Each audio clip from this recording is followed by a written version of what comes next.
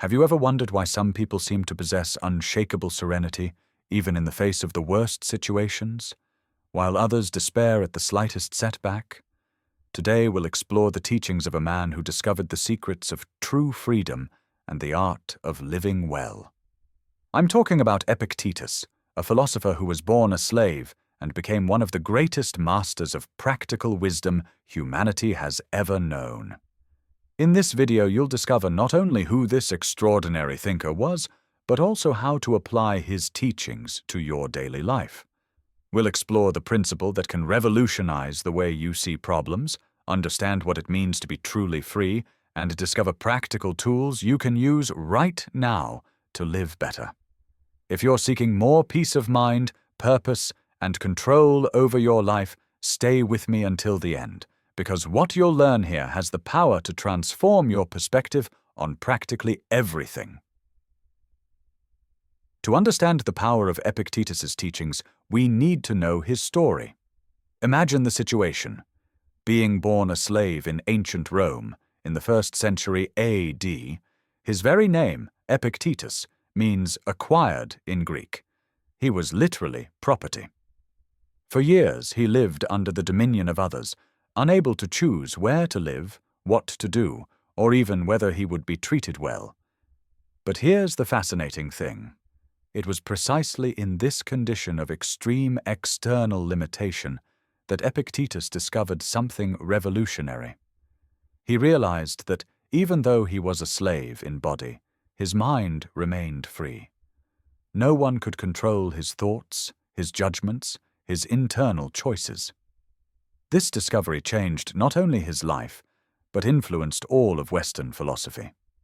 When he was finally released, Epictetus became one of Rome's most respected Stoic philosophers. His lectures attracted students from across the empire, including the future emperor Marcus Aurelius. Interestingly, he never wrote anything down.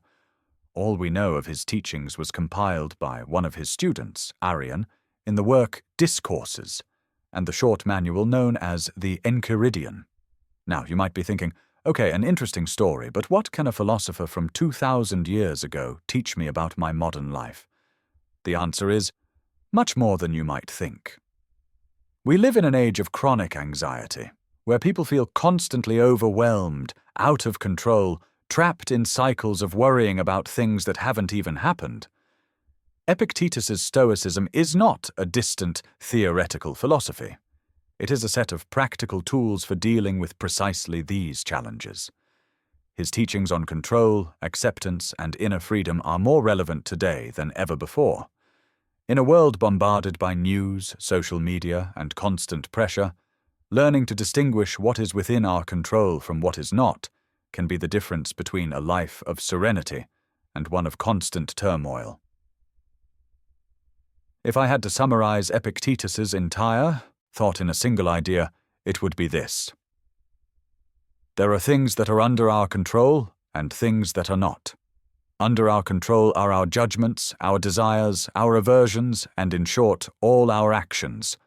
Not under our control are our bodies, our property, our reputation, our social position, and in short, everything that does not result from our actions.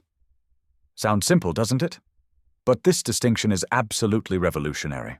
Think about the last time you felt truly stressed or anxious. I bet it was because of something beyond your control. Traffic, someone else's reaction, the outcome of a job interview, the weather over the weekend. Epictetus teaches that all unnecessary suffering stems from a basic confusion. We try to control what we can't control and neglect what we can. It's as if we spend our entire lives pushing against a wall, wearing ourselves down, when we could simply choose a door. Let's make this more concrete. Imagine you're driving and someone cuts you off in traffic. Your automatic reaction might be anger, cursing, or stress. But let's apply Epictetus's filter. What is within your control in this situation? Can you control the other driver's behavior? Number. Can you control whether it will delay you? Number. Can you control your emotional reaction to it? Absolutely. The person who shut you down may have done so out of distraction, haste, or simply because they didn't see you. They don't even know you exist. So why should you give them the power to determine your emotional state?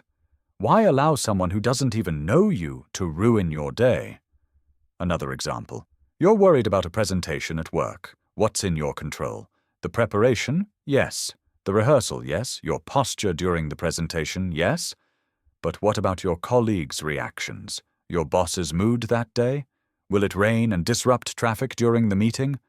None of this is in your control. Epictetus said, "It is not facts that trouble men, but the judgments they make about those facts." This quote changed the way I view difficult situations. What really troubles us is not what happens, but the story we tell ourselves about what happens. When you truly internalize this principle, something magical happens.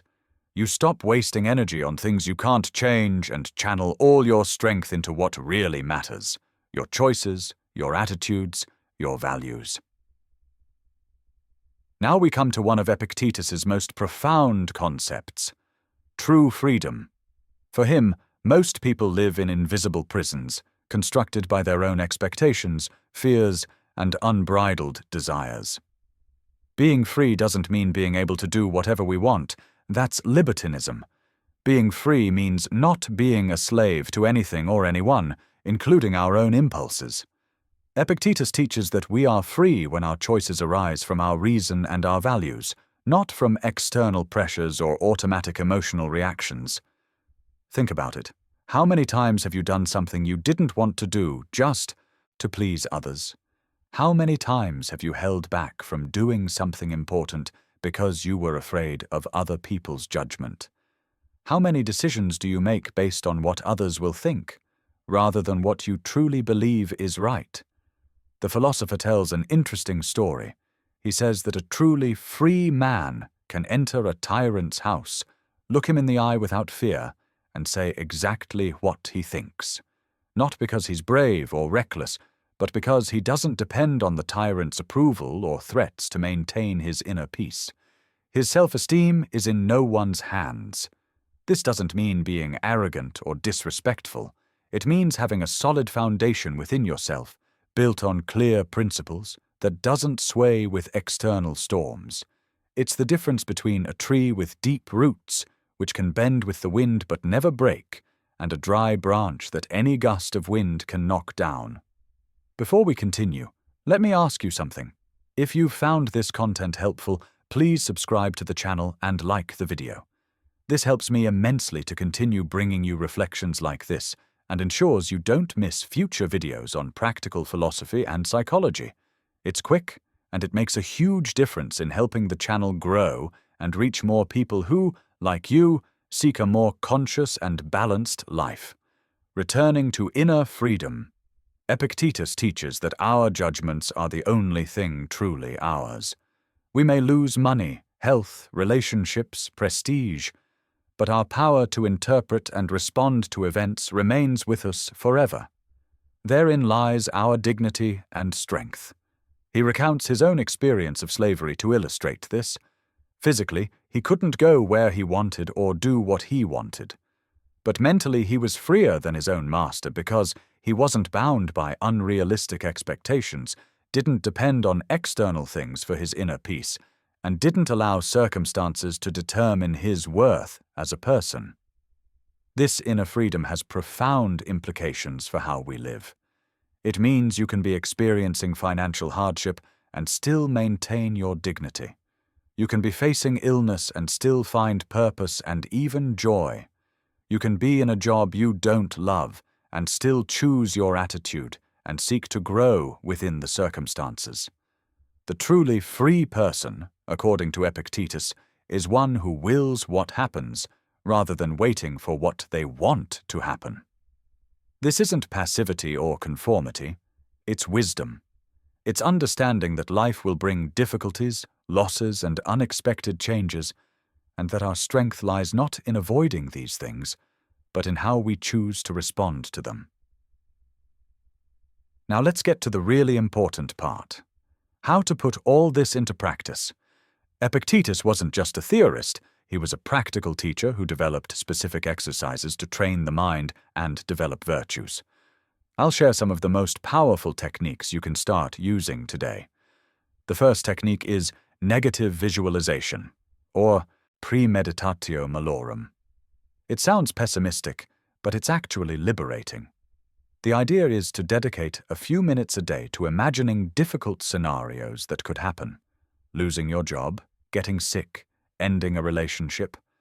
The goal isn't to become anxious, but to prepare your mind to accept that these things are natural possibilities in life. When you calmly visualize these situations, two things happen.